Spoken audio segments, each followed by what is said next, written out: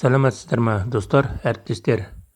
Бүгін біз косинус альфа х қосылған синус альфа х тең в түріндегі теңдеулер қарастырамыз.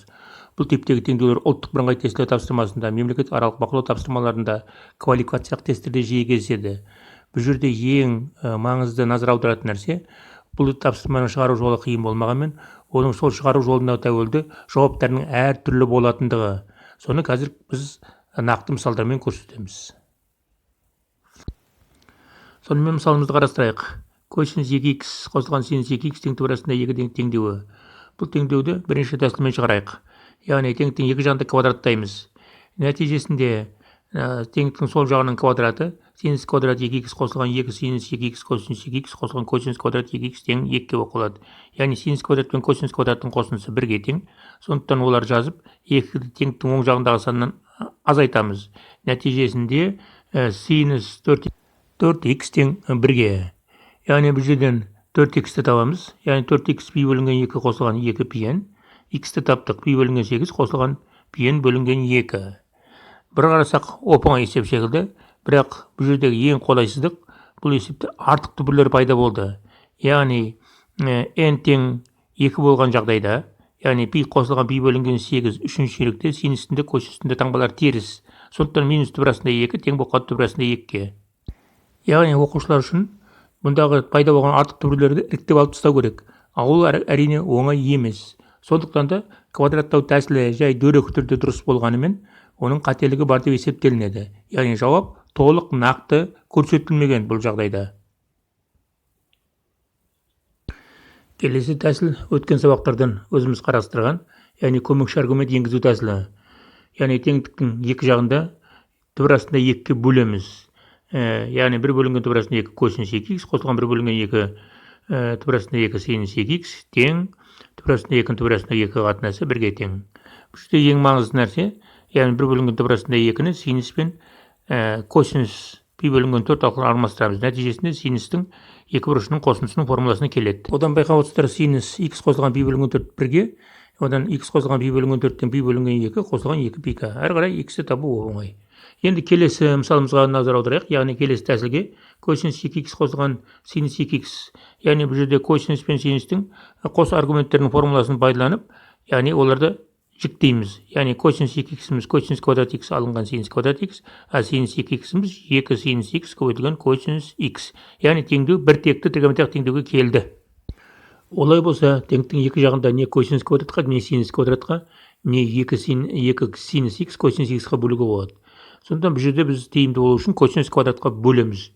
Нәтижесінде теңдеуіміз 1 азайтылған тангенс квадрат х қосылған 2 тангенс х тең турасында 2, жақша ішінде 1 қосылған тангенс квадрат х. Бұл жерде 1 бөлінген косинус квадрат х ол 1 қосылған тангенс квадрат х-ға тең. Сондықтан солармен ауыстырдық, байқадық, яғни ұқсас жүйелермен біріктірдік. Әрі қарай тангенс х-ті y айнымалысымен алмастырамыз. Сонда түбірасында 2 қосылған 1 y-тің квадраты минус 2y қосылған түбірасында 2 минус 1 тең 0 квадрат теңдеуіне келтірілдік. Бұл жерден дискриминанты 0-ге тең, яғни теңдеудің бір түбірі бар, яғни y тең 1 бөлінген түбірасында 2 қосылған 1-ге тең. Нәтижесінде енді минус таңбасы басылып кетті, айыпқа бермеңіздер. Әрі қарай y-тің орнына қайтадан тангенс х-ға көшеміз. Жауап арктангенс арқылы, яғни арктангенс 1 бөлінген 1 қосылған түбірасында 2 қосылған пи-н. Енді келесі тәсіліміз тригонометриялық функцияларды тангенс жарты аргумент арқылы өрнектеу. Яғни бұл жерде ең маңыздысы тригонометриялық теңдеулерде бірінші кезекте аргументтерін бірдей түрге келтіру, екінші кезекте функцияны бірдей түрге келтіру. Енді бұл есеп бойынша аргументтер бірдей 2х, яғни синус пен косинус екі түрлі функция.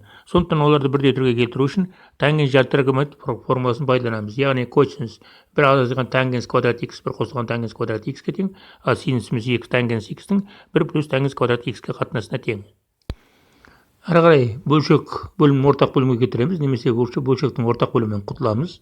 Нәтижесінде 1 азайтылған тангенс квадрат х қосылған 2 тангенс х тең түбірасында 2, 1 қосылған тангенс квадрат х-ға.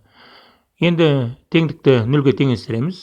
Яғни бұл жерде тангенске тәуелді квадрат теңдеуге келтірілетін теңдеу шықты. Тангенс х-ті y айнымалысымен белгіледік. Әрі қарай алдыңғы тәсіл іспетті. y-тің мәнін таптық. Яғни одан апарып y-тің орнына қойдық. Яғни x-іміз арктангенс 1 бөлінген түбірасында 2 қосылған 1 қосылған пи-н. Енді келесі тәсіліне назар аударайық. Бұл жерде ең маңыздысы синус пен косинус яғни функцияны бір тектегі функцияға келтіру керек, не синусқа, не косинусқа. Сондықтан да бұл жерде келтіру формуласына сүйенеміз. Яғни косинус 2х-ті синус арқылы өрнектейміз.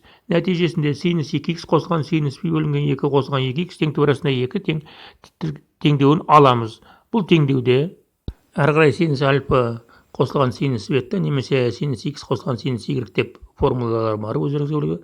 Яғни бір текті тригонометриялық функциялардың қосындысын көбейтіндіге түрлендіру формуласын қолданамыз. Нәтижесінде 2 синус 2х қосылған пи бөлінген 2 қосылған 2х бөлінген 2 косинус 2х азайтылған пи бөлінген 2 минус 2х бөлінген 2 тең тура 2 ықшамдадық. Яғни косинус жұп функция таңба әсер етпейді. Сондықтан косинус пи бөлінген 4-тегі мәнін орнына қойдық, қысқарттық. 2 синус 2х қосылған пи бөлінген 4 көбейтілген косинус минус пи бөлінген 4 тең тура 2 дедік.